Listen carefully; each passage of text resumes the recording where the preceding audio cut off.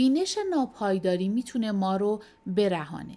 فرض کن یکی از عزیزان چیزی گفته و تو رو خشمگین کرده. حالا تو میتونی با گفتن چیزی تلخ و طعنه‌آمیز در پاسخ اون رو تنبیه کنی. اون تو رو رنجونده و تو میخوای تلافی کنی و اون رو برنجونی. نزدیکه که مجادله‌ای شروع بشه، اما ناگهان به یاد میاری که چشمانت رو ببندی و به گذرا بودن و ناپایداری فکر کنی.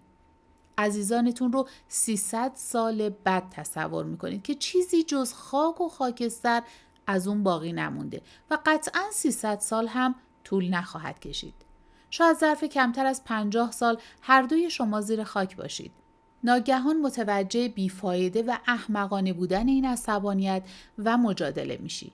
زندگی بسیار ارزشمنده. تنها چند ثانیه تمرکز لازمه تا ناپایداری و فناپذیری خودت رو به یاد بیاری و لمس کنی. این بینش خشم رو از بین میبره و هنگامی که چشمانتون رو باز میکنید دیگه نمیخواید بحث و مجادله کنید. میخواید اون رو در آغوش بگیرید. خشم به عشق تبدیل شده. بسیاری از کسانی که در این دنیا عاشقشون بودم، اعضای خانواده و دوستان نزدیکم، امروز درگذشتن. اینکه من هنوز زنده‌ام و نفس میکشم معجزه است و به خوبی میدونم برای اونهاست که به نفس کشیدن ادامه میدم. هر روز که بیدار میشم چند حرکت کششی و نرمش صبحگاهی ملایم انجام میدم که باعث شادیم میشه. من برای تناسب اندام یا سلامت ورزش نمی کنم. من ورزش می کنم تا از زندگی لذت ببرم. شادی و لذت تمرینات آگاهانه ذهن و بدن منو پرورش میده. با هر حرکتی که انجام میدم احساس میکنم چقدر فوق‌العاده است که هنوز امکان این کار رو دارم. در حین ورزش از داشتن بدن و زنده بودن لذت میبرم. من زندگی و بدنم رو اون گونه که هست میپذیرم و بسیار قدردان اونها هستم.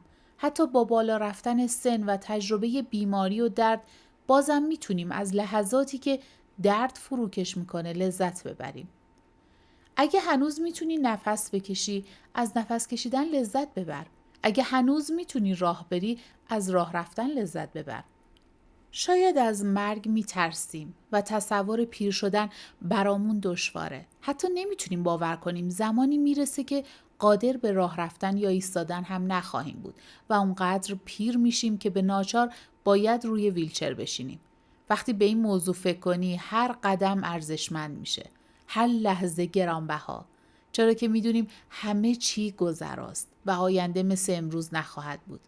بینش ناپایداری به ما امکان میده روزها و ساعتهایی رو که در اختیار داریم گرامی بداریم. برای بدنمون، عزیزانمون و تمام شرایطی که موجب شادیمون در این لحظه میشن ارزش قائل بشیم.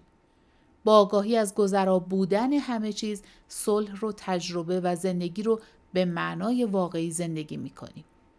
من برای روزها و ساعتهای باقی مانده عمرم سپاسگزارم. اونها ارزش بسیاری دارن. عهد میبندم هیچ یک از اونها رو هدر ندم. من تمرین کردم که حتی یک لحظه از زندگی رو نیز هدر ندم. چه در حال پیاده روی باشم، چه کار، تدریس، مطالعه، نوشیدن چای و خوردن غذا با دوستان و شاگردانم. قدر هر لحظه رو میدونم. من هر نفس، هر قدم، هر عمل رو عمیقاً زندگی میکنم. هر کجا که باشم این نگرش رو با خودم به همراه دارم. با هر بار فرو دادن نفس میگم چه نفسهای خارق‌العاده‌ای و با هر بازدم میگم چه لحظات خارق‌العاده‌ای، چه لحظات شگفت‌انگیزی. خوشحالی اینجاست در هر قدم و میدونم که فردا پشیمون نخواهم بود. هر نفس یک جشنه، جشن زنده بودن، هنوز زنده بودن. روبرو شدن با ترس‌های خاموش. گاهی شوق زنده بودن با ترسی عمیق همراهه. ترسی که نمیخوایم با اون روبرو بشیم. ترس از مرگ. با اینکه نمیخوایم اعتراف کنیم یا به اون فکر کنیم، جایی عمیق درون قلبمون میدونیم که روزی خواهیم مرد. روزی خواهد رسید که دراز به دراز میافتیم، بدن خشک میشه و دیگه نمیتونیم نفس بکشیم. دیگه نمیتونیم فکر کنیم، دیگه نمیتونیم احساس کنیم و بدنمون شروع به پوسیدن و از هم پاشیدن میکنه. شاید فکر کردن به مرگ ناخوشایند باشه. شاید بخوایم اون رو نادیده بگیریم، شاید در انکار باشیم. اما این ترس در خاموشی و سکوت ما رو دنبال میکنه و بدون اینکه بدونیم گفتار، کردار و پندارمون رو تحت تاثیر قرار میده. آگاهی از 8 بدنمون در زندگی روزمره رفته رفته این ترس عمیق رو دگرگون میکنه. میبینیم که بدن فیزیکی تنها بخش کوچکی از چیزیه که هستیم. میبینیم تمام اشکال مختلفی رو که بعد از مرگ فیزیکی در اونها ادامه خواهیم داشت. بدن فیزیکی فناپذیره و ما منکر این اصل نیستیم. اما در این حال میدونیم که ما بدن فیزیکیمون نیستیم. به یاد داشتن این اصل به ما کمک میکنه که واضح‌تر ببینیم و از لحظاتی که در اختیار داریم بهترین استفاده رو ببریم. بودا 5 یادآوری رو به ما آموخت تا به عنوان تمرین در پایان هر روز به اونها فکر کنیم. این تمرین ترس از مرگ رو کاهش میده و ارزشمندی زندگی رو به ما یادآوری میکنه. تمرین یادآورهای 5 گانه. این جملات رو به آهستگی بخون، پس از هر یادآوری لحظه‌ای مکث کن، کمی تأمل کن، به آرامی نفس بکش و بعد یادآوری بعدی. طبیعت منه که پیرشم، راهی برای فرار از پیری وجود نداره. طبیعت منه که بیمارشم، راهی برای فرار از بیماری وجود نداره. طبیعت منه که بمیرم، راهی برای فرار از مرگ وجود نداره. هر آنچه دوستش دارم و هر کس که برام عزیزه دچار تغییر خواهد شد. راهی برای جلوگیری از این تغییر وجود نداره. تنها دارایی من اعمال منه. از پیامد اعمالم هم گریزی نیست. اونها همچون زمینی هستند که روی اون ایستادم. یادآورهای 5 گانه در درک حقیقت نسبی مرگ به ما کمک میکنه. بدن فیزیکی ما پیری، بیماری و مرگ رو تجربه میکنه. اما ما بدن کیهانی هم داریم. به یاد داشتن این مسئله بسیار مهمه. هرچه نگرش بی‌نشانگی رو بیشتر به کار بگیریم، بیشتر متوجه میشیم که دگرگونی از مرگ کلمه بهتریه. با اندیشیدن به ناپایداری، عدم وجود خود مجزا و به کمک 4مین یادآور، سطح عمیق‌تری از حقیقت نهایی و بعدی فراتر از نشانه ها رو لمس خواهیم کرد. اگرچه در ظاهر مرگ ما رو از کسانی که دوستشون داریم جدا میکنه، عمیق‌تر که نگاه کنیم میبینیم اونها رو به اشکال تازه همیشه در کنارمون خواهیم دید. 5مین یادآور خاطر نشان میکنه که اعمالمون ادامه ما در آینده خواهد بود. بدین ترتیب ماهیت حقیقیمون رو درک خواهیم کرد. ما نه متولد شدیم و نه میمیریم. نه آمده ایم نه میرویم. نه شبیهیم و نه متفاوت. به یاد سپردن یادآورهای 5 گانه به ما کمک میکنه از آموزه‌های خالی بودن، بی‌نشانگی، بی‌جهتی و ناپایداری در زندگی روزمره بهره بگیریم. بینش کاربردی. آنتوان لاوازیه، دانشمند فرانسوی و پدر شیمی مدرن، کشف کرد که هیچ چیزی خلق و نابود نمیشه، بلکه همه چیز در حال دگرگونیه. گاهی فکر میکنم آیا خود لاوازیه توانست مطابق با این حقیقت زندگی کنه؟ او در دوران انقلاب فرانسه زندگی میکرد و در 50 سالگی با گیوتین اعدام شد. همیشه به این فکر میکنم که آیا لاوازیه که میدانست هیچ چیز نابود نمیشه، روزی که به سمت گیوتین میرفت از مرگ در هراس بود؟ دانش و اکتشافاتی که لاوازیه در طول عمرش به اون رسید هنوز هم در همه جای دنیا استفاده میشه. پس لاوازیه نمرده. خرد اون هنوز اینجاست. اون به شکل‌های تازه‌ای ادامه داره. وقتی میگیم هیچ چیز خلق و نابود نمیشه بلکه صرفاً در حال تغییر و دگرگونیه، این اصل در مورد بدن، احساسات، ادراک و آگاهی تو نیز صدق میکنه. ناپایداری و عدم وجود خود. وقتی عمیقاً ناپایداری رو درک کنی، مفهوم عدم وجود خود مجزا رو هم درک کردی. ناپایداری و عدم وجود خود 2 مفهوم متفاوت نیستند، بلکه یک مفهوم اما از 2 منظر متفاوتن.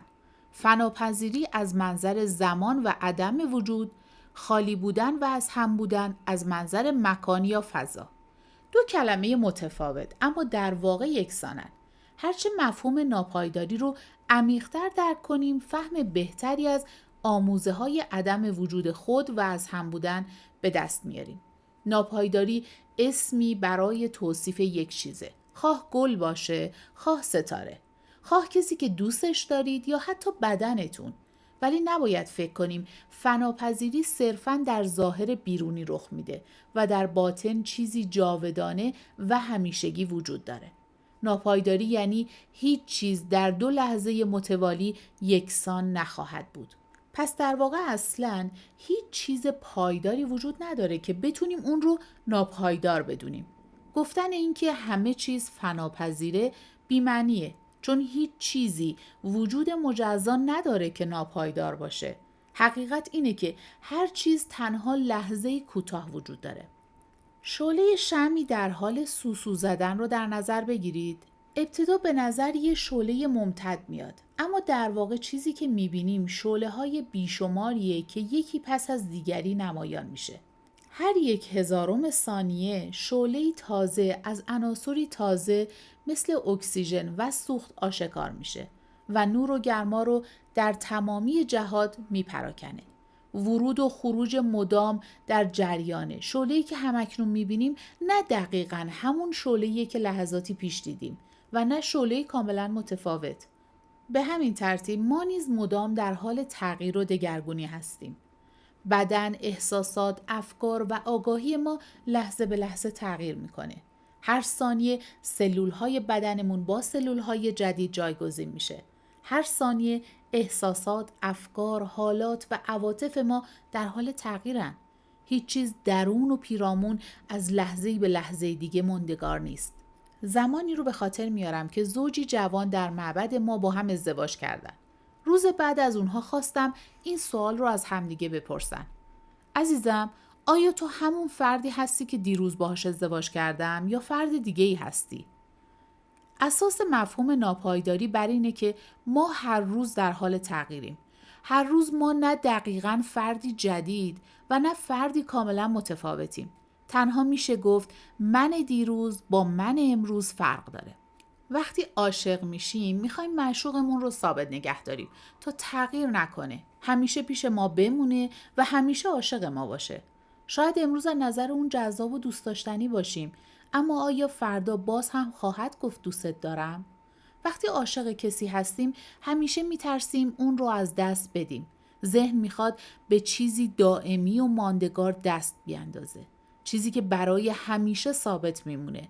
ذهن دوست داره شرایط رو اونطور که ما دوست داریم نگه داره. دوست داره کسی که ما عاشقش هستیم نیز همونطور که ما دوست داریم بمونه.